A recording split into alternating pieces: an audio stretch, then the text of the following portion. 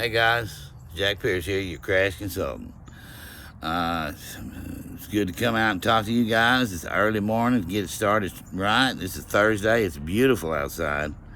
We're down here in Texas, Cleveland, Texas. That's exactly where I'm from. I'm a Texas boy. Born and raised, been here all my life. I've tried to get out and live in other places, and even like my dad, God rest his soul, he lived in Colorado. I would go out there and I made the mistake of going out there during the wintertime. Well, these guys are. It's 6 o'clock in the morning. They're out there putting chains on their tires, plugging up block heaters for their oil pans and things like that. And it's like, 20, 30 below. I'm sorry, I'm not getting outside. I'm going to sit right there by the fireplace. I'm staying in the house, and I might get out there and look out the window and watch other people doing it, but I'm not about to do it. You know what I mean? I'm a Texas boy, and I'm going to always be a Texas boy. What I want to talk to you guys about, and I know we've talked about it before, and that's the different deductibles, and why maybe you might want to go with this deductible or that deductible. Folks, the whole reason I started this channel was to help people and tell them what's going on, because nobody does. Nobody tells you what's going on. Your body shops don't tell you what's going on unless you ask them, and sometimes they don't even then. And your insurance companies don't tell you. I used to tell customers all the time when they'd come in, I need me a State Farm patch on this arm, I need me an Allstate patch on this arm, a Farm Bureau patch on my chest, because I spent so much time answering questions that people needed to know that they just didn't know what was going on, or they didn't understand how their insurance worked. They didn't understand anything about it.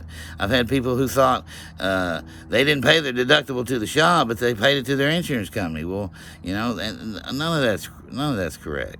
And it's not that hard to help somebody out. Tell them the right way and how things work, and believe me, people will be more appreciative and more grateful that you took the time to do that.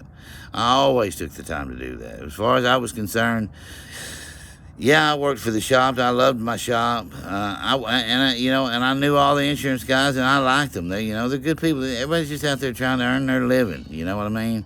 But the customer was always right, and I'm always for the customer. I loved my customers. They were great people. Every once in a while you get somebody in there who's kind of a Debbie Downer or a blowhard, gripey ass. You just gotta overlook those, because there's gonna be one in the barrel every now and again, somewhere or wherever, and you just gotta deal with it. Overall, all my customers are wonderful. I had a whole batch of little old ladies who their husbands had passed on, and they just were scared to death because the husbands had always taken care of them, and they just didn't know what to do. And I could see real quick where somebody could get in and take advantage of them, and I'm sorry, I'm not gonna let that happen. Sue and my coworker, and my right-hand girl, and some of the other ones, Joe, my boss, they'd all tell me that I had a silver-haired club, and all these older women, they just loved me. But I was great with that, because that's what I wanted them to feel like, that they were looked after, that they were protected, and they weren't taken advantage of.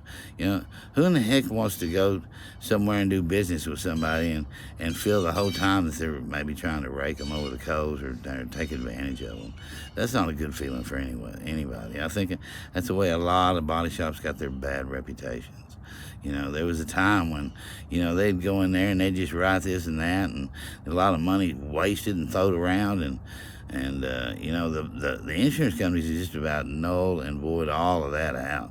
Aftermarket parts have become the thing of today, to use. It's accepted by everybody. I don't know why, because they're not made by anybody in America, and they're not made by the dealerships, who manufacture those cars in the factories. They're made by companies in Taiwan and the Philippines, and back in the 70s, those pieces, you could put them on a car and they wouldn't even, the fender would be sitting up 3 inches higher than the door or something. The stuff just didn't work or match at all. Anyways, I'm getting way off subject. Deductibles. Yeah, I had $1,000. I moved to $1,000 deductible, and I'll tell you why. I worked in a body shop. There wasn't anything I couldn't do or didn't know how to do that, as far as the body shop goes. So I wasn't too worried about the fact that I was going to have to try and come up with a way to have that $1,000, because I'd just do that part of the job and make sure that, that was covered, and I'd be all right, But if you don't work in a body shop, if you're not familiar with what's going on with a body shop, you're going to have to come up with that $1,000. And, hoping that the body shop is going to cut you slack on some of your deductibles, save you some money. Don't count on that stuff. And even more and more, don't count on it today, because the body shops are getting cut by the insurance companies, because the insurance companies want to use all aftermarket, want to get out cheap as they can, want to take and pick the parts. It doesn't matter what kind of condition they're in or whatever. The cheapest parts on these big search engines where you go in and everybody bids on them. Well, that's fine and dandy to get the cheapest part, but here's the deal. A lot of these places are fly-by-nights who just get in there trying to get a name for themselves and get started, and they're selling crap. So you may, put in an order for a piece from this off-the-wall company. You may wait 3 or 4 days. They're telling you it's coming. I've seen them, folks, as far as just not even send the stuff and not even call me and tell me it's not coming, and just forget about it. Or I don't know how many times they've seen it and something's broke. Well, when that happens, you're stuck with the part. You've already lost time, because the insurance company's timing you on this stuff, because heaven forbid, if you run over, they want to try and pick that out and make you pay for any kind of rental that they can get themselves out of. Okay? Which, in my eyes, none of this was even my fault. You know what I'm saying? I ordered that part, I did the right thing, and that's what I got. And, the person that I bought it for, not knowing how that the insurance companies and the repairs even work in a body shop, all he did was cost me money, and now I got to find out a way to get my money back, because they all want to make you pay when the part gets there. But when you call them and tell them to come pick it up, I mean, it's slow as Christmas. It's ridiculous. It's a trade-off that's definitely unfair for the body shop. There was a time when the body shops, back when they had NACE, get-togethers and things, that the body shops could band together and make some decisions in this world, as far as the insurance and repair world, and be heard, and make a difference. It's really not like that anymore. And I'm going to tell you something else, folks.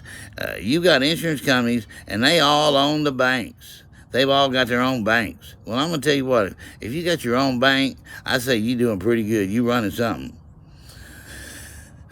If you've got $1,000 deductible, if you don't have a whole lot of money, if you live, check to check, I don't care what you do, you go in there and you find a way to get your deductible down to $500, $250, or whatever. Something. You find some kind of way, because what is going to happen if you are going to wreck that new car? You're not going to have, you're going to have $1,000 deductible. There's a chance you might not even have rental, and so here you are, you got to come up with $1,000 deductible. You don't have any way to get to work because you don't have a rental car, because the insurance companies will not tell you about rental. They're about the only one, and I'll tell you what, I praise them all day long, every day, and that's Texas Farm Bureau. They put rental on your policy right off the bat. They don't even ask you about it. They just put it on there, and if you have a problem with it, you can come take it off. I've never seen anybody have a problem with it, especially after they wreck their car and they need a rental car. It's just, I'm going to tell you something else. It's getting worse and worse, in my opinion.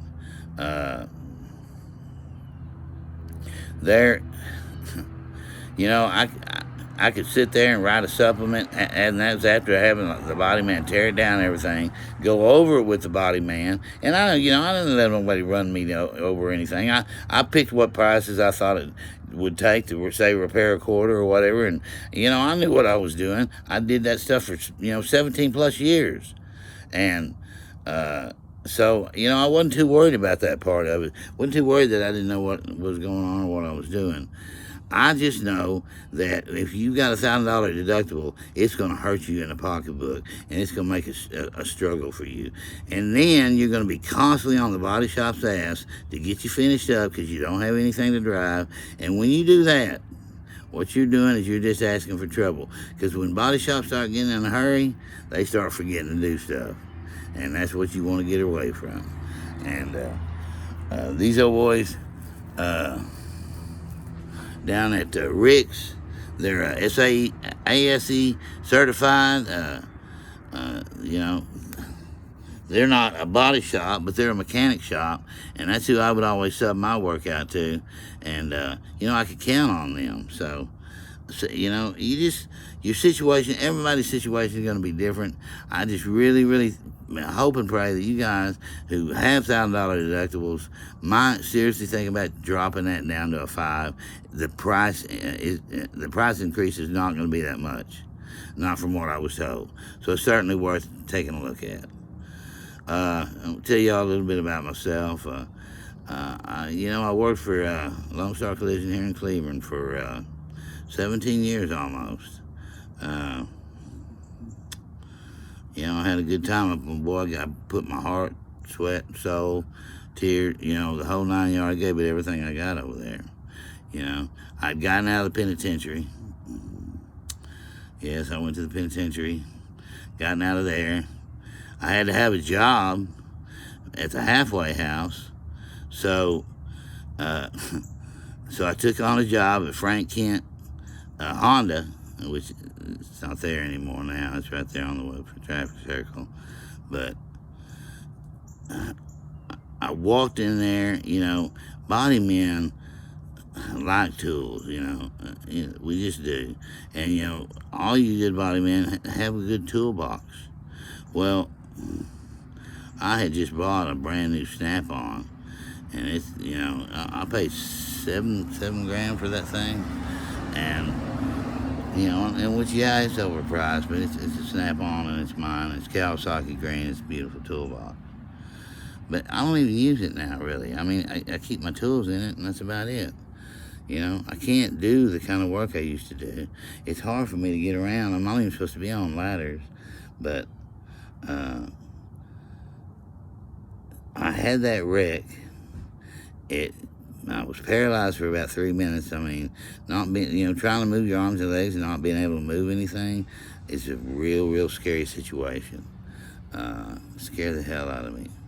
But I came to, I had my girls with me, Aubrey, Michaela, and Anna, and, I just closed my eyes for a second, and I really can't believe I did, because I just never do that.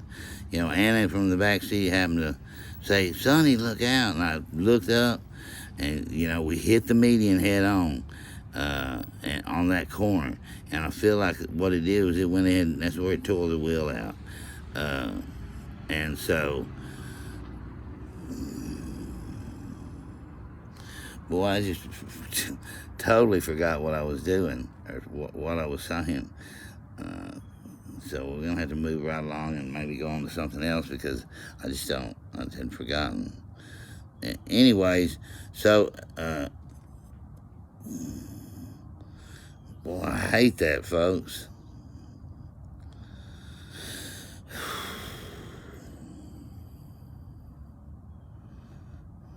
I don't really know why we're getting into wheels.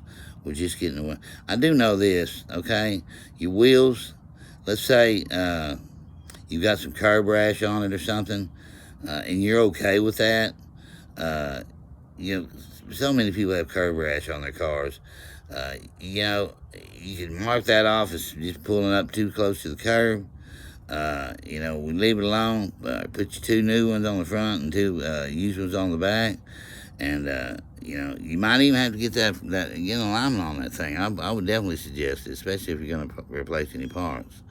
But get an alignment on that, and you won't have nothing to worry about. Keep that oil change, man, and that truck will last you. I want to help people, man. I want to tell them anything that might improve on their situation or on their vehicle. I don't claim to know everything. I certainly don't. I'm far from it. But what I do know, I don't mind sharing. And and like I said, I just want to help out. We've got some new characters on the channel. I hope you guys can appreciate them. But we've got commentary man Anthony Quinn. We're real proud of him. We're real glad to have him aboard. And of course, we've got Steve Nicks.